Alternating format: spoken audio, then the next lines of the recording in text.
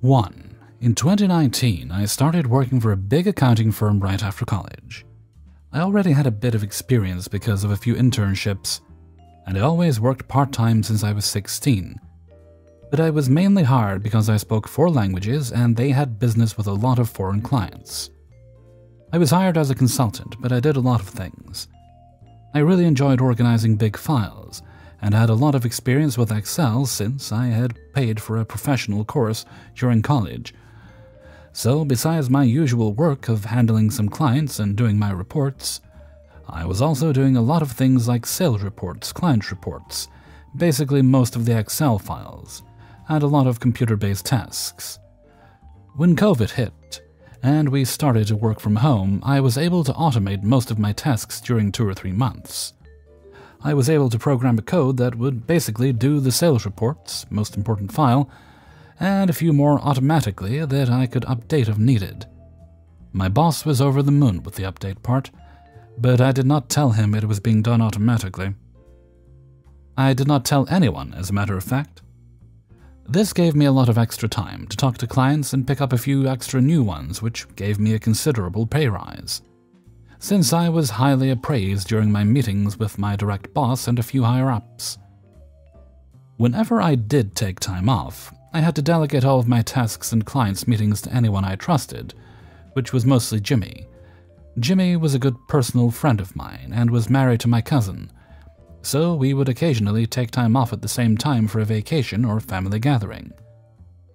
I was saving my vacation days for summer and winter, and in the only days I took during 2020, I left my tasks running automatically, and I told Jimmy that he didn't need to do that, and he really didn't ask questions since it was less work for him.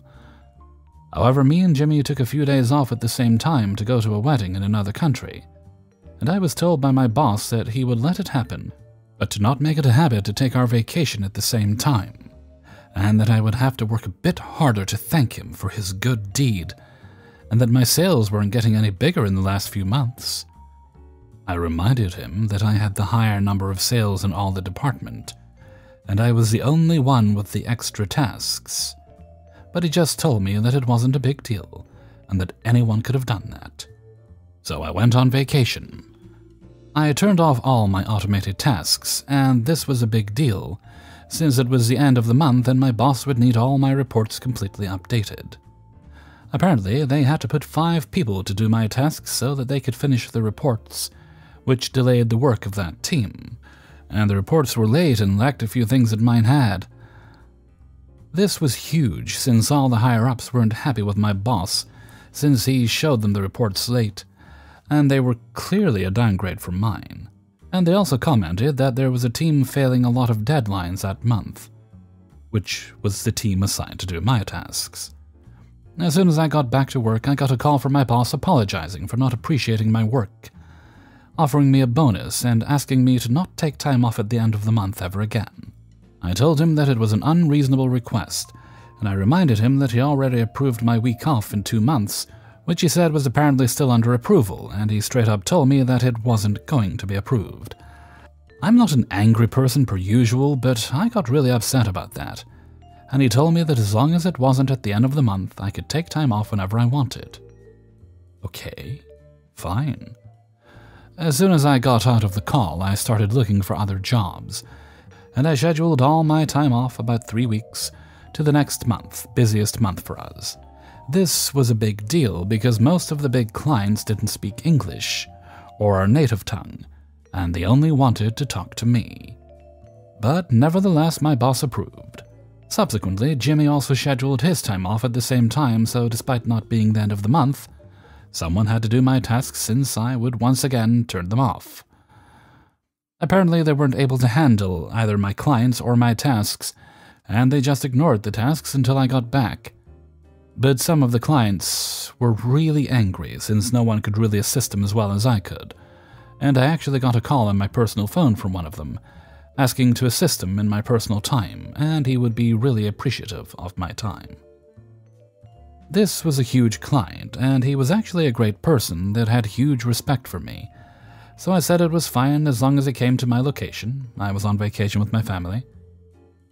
So, long story short, They came with a yacht and invited all my family to go there to the villa that he was renting. I spent a whole day helping him and setting all of his orders and requests, and he was more than happy to offer me a job once he knew that I was looking for other jobs, since apparently I set my current curriculum to one of his buddies' companies. It was a huge offer with lots of benefits, and the offer would also extend to Jimmy, who was actually going to work for me, with a great salary also. In my country, you don't have to give 2 weeks' notice to your boss, so I just quit when I returned and told him I wouldn't do any of the sales reports. He was pissed, but there was nothing he could do.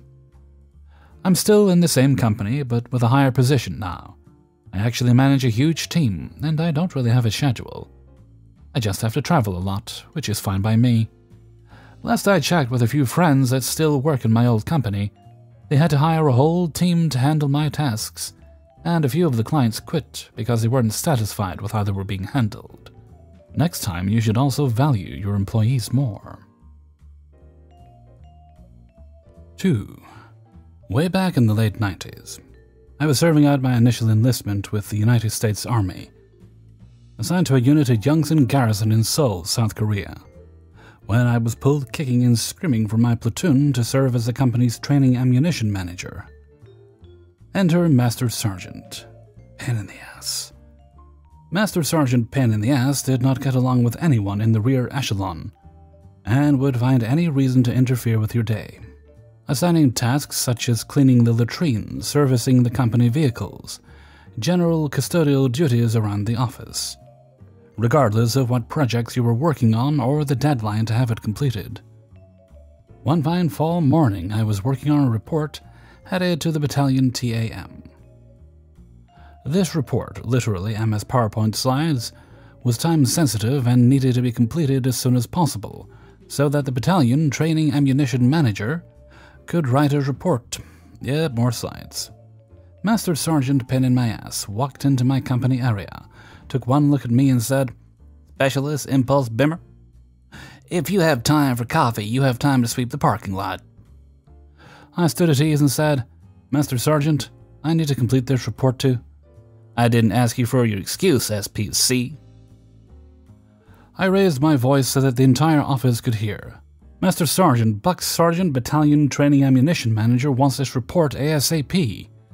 As anticipated, he also raised his voice. "Sergeant, Battalion Training Ammunition Manager can wait." Cue malicious compliance. "Yes, Master Sergeant." And so out to the parking lot I go. Yes, I suppressed my grin. About an hour later, I see Sergeant Battalion Training Ammunition Manager walking across the parking lot. "SPC Impulse Bimmer, I need your report." "Yes, Sergeant. Master Sergeant Pain in the Ass assigned me to sweep the parking lot." "Did you tell him that I need your report?" "Yes, Sergeant. He told me that Sergeant Battalion Training Ammunition Manager can wait." "Oh, he did he?"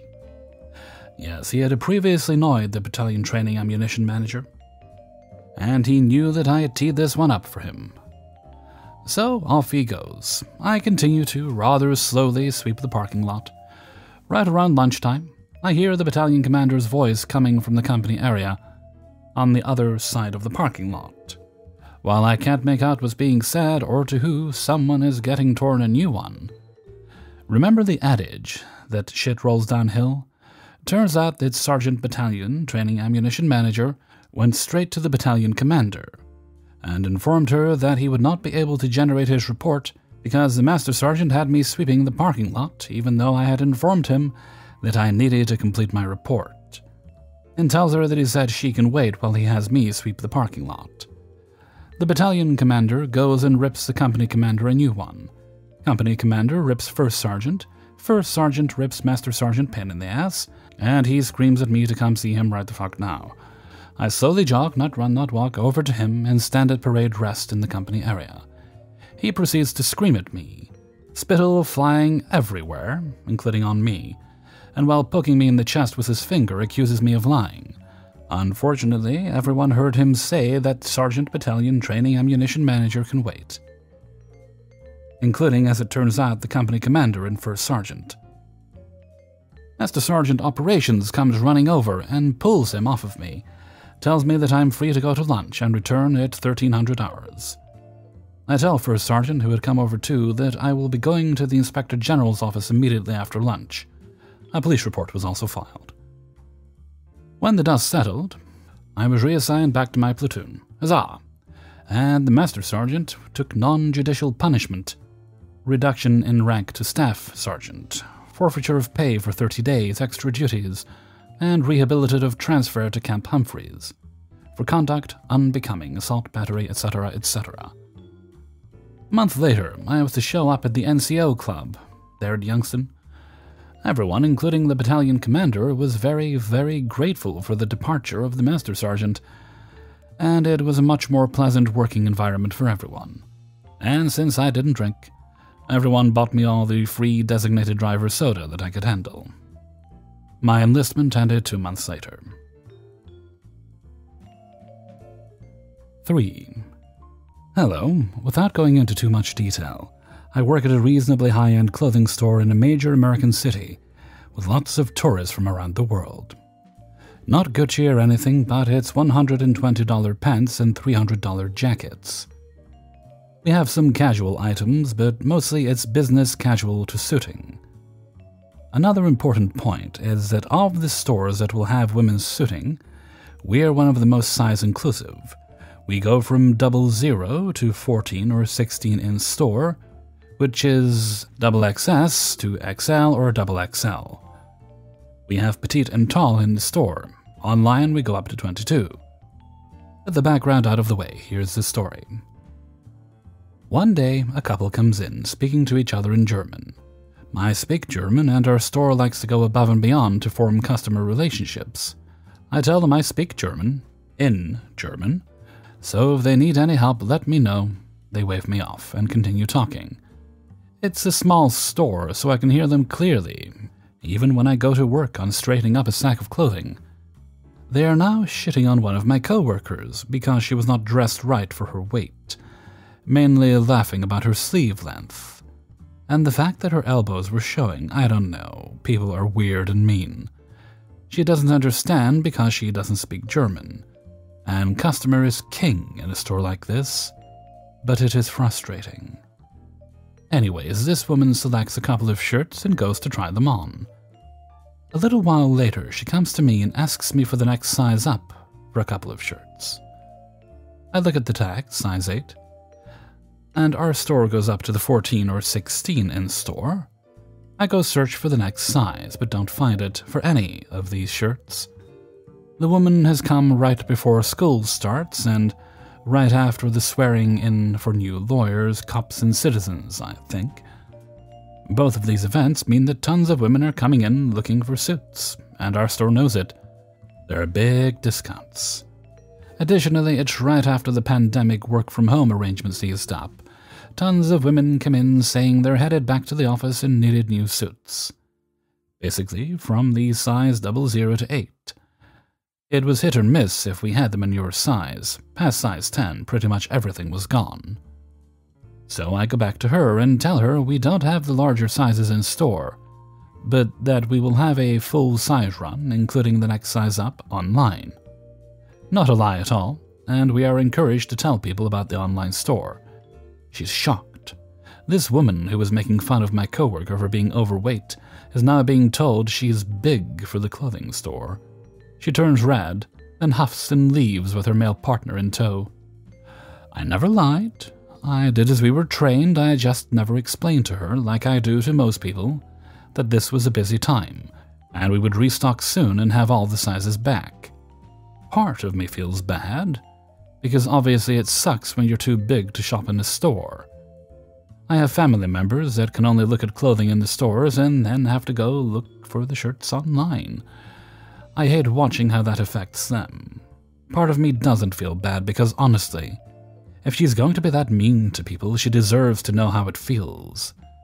Particularly because those family members I mentioned, one of them does actually hate the way her elbows look, and gets really self-conscious about it, wearing long sleeves no matter how hot it is.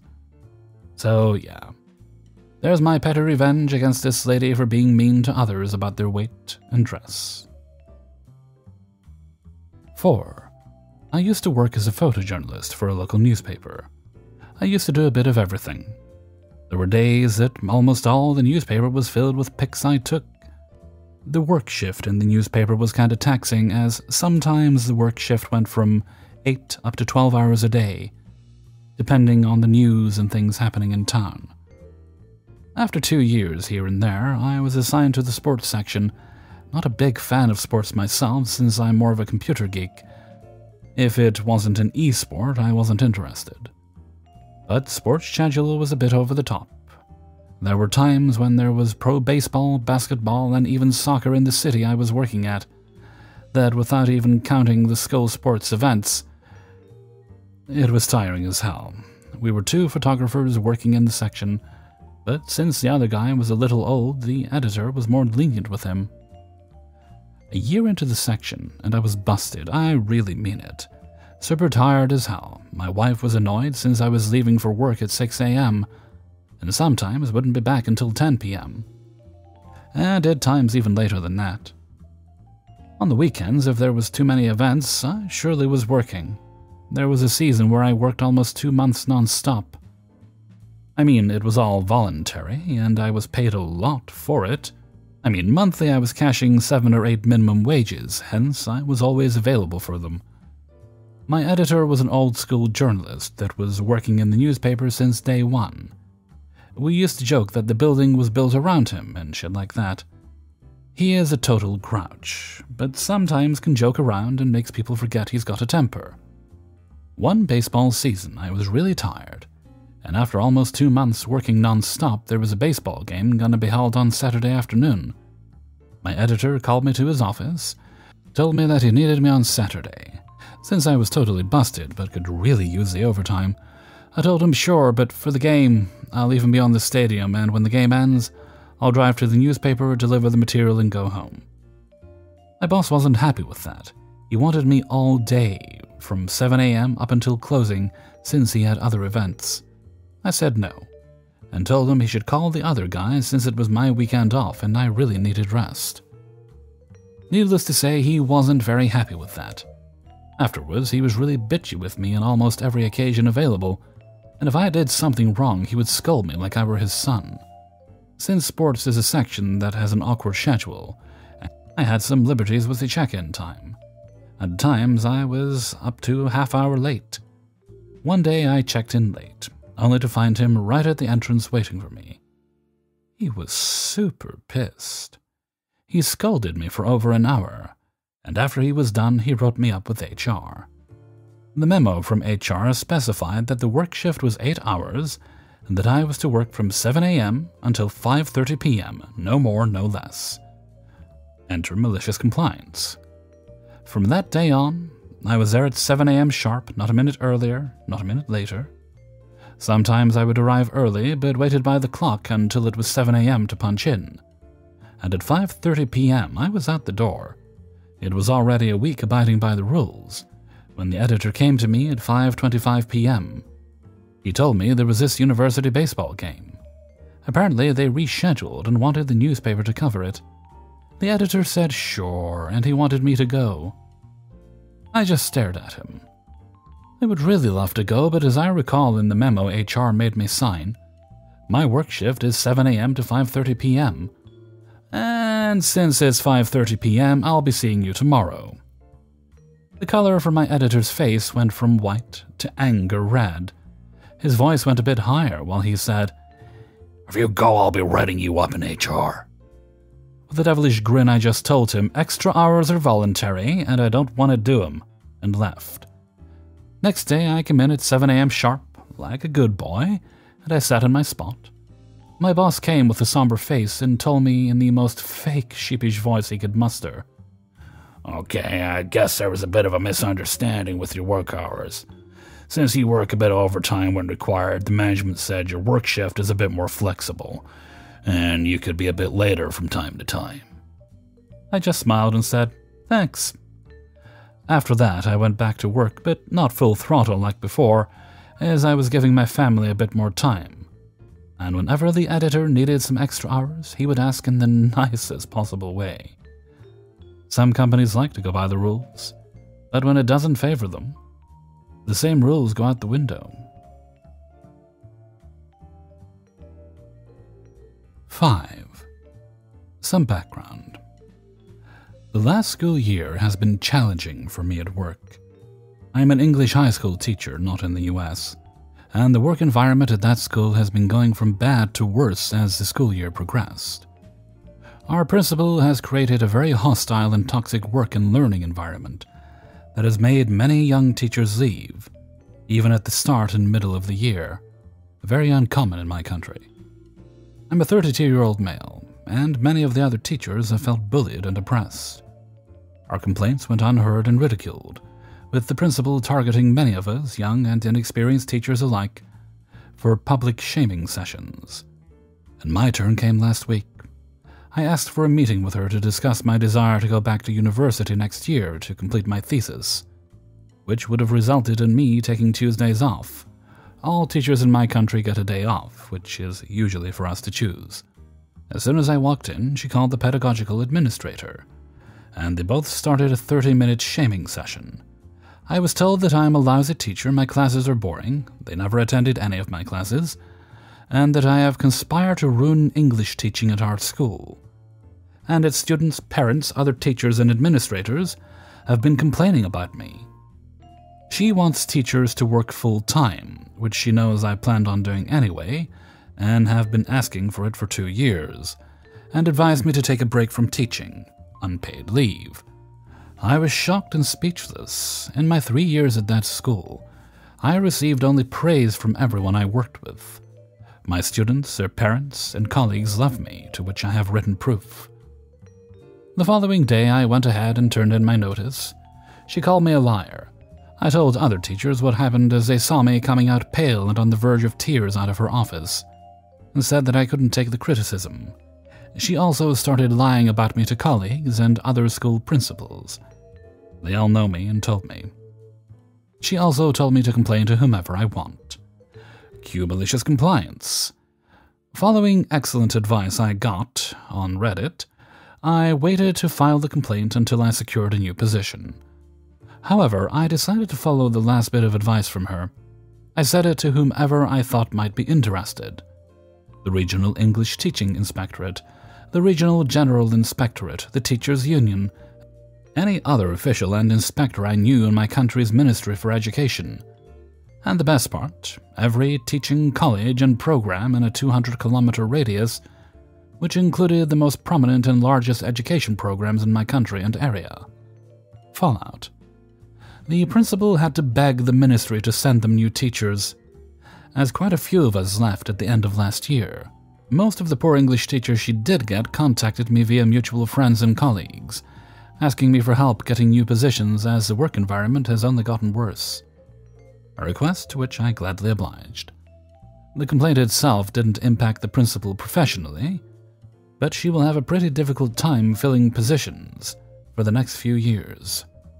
A few colleagues from that school will join me next year, as they kept calling me to vent about the worsening situations there. So I just told them to send me their CVs, which my coordinator was more than happy to receive. As for me, I found a wonderful school outside of my city, where I could rediscover my love of teaching. Not only have I found a place where I feel good, but I also found a second job. I now teach at my local college, where the hourly rate is 5 times my school's salary. I have also found the courage to start something I always wanted to do, move to another country, which I'm on track to do in 2024. Hey everybody, Hellfreezer here, and thank you very much for listening to Revenge is Ice Cream, episode 207, and thank you very much to everybody who allowed me to use their stories in this video. Before you go, please do hit that like button for me, thank you kindly. That's your way of letting YouTube know that you enjoyed the video and would like to see more. Okay, let's see. I think we have a little birthday shout-out to do today. And today's shout-out goes to Hudson, and this comes from your friend Riggs. Doesn't say how old you are, but doesn't really matter, does it? You're another year older than you were last year, and that's a good thing. Hope you're having a great day today, bud. And I hope, given that you were born, round about Christmas time, people aren't trying to stiff you on presents or anything like that. Make sure you're taking good care of yourself and having a good time. And, well, with all the cold weather we're getting in certain areas of the world right now, well, if you're dealing with that, I hope you stay wrapped up warm. And before we go, I'd like to sing happy birthday to you. Happy birthday to you. Happy birthday to you. Happy birthday, dear Hudson. Happy birthday to you. Alright, let's move right along to Hellfreezer's question of the day. And today's question, inspired by story number 4, is, who is your favorite fictional newspaper editor? And in this case, I'm going to go for Perry White, but very specifically, I'm going to go for the Lane Smith version of Perry White. They played by the actor Lane Smith from the show Lois and Clark, The New Adventures of Superman. I'm sure if they tried, they could have made the title a bit longer. That show, incidentally, also included my favorite version of Lois Lane. She's never been beaten. Although Bitsy Tulloch is doing a good job on the Superman Lois TV show, I must say, very good job indeed. So let me know who yours are, your favorite fictional newspaper editors. It's an odd question, but what the hell, I'm feeling odd. I look forward to reading your answers in a comment below. And with that, I'm going to head off for now. So until next time, thank you very much for listening, and take very good care of yourselves.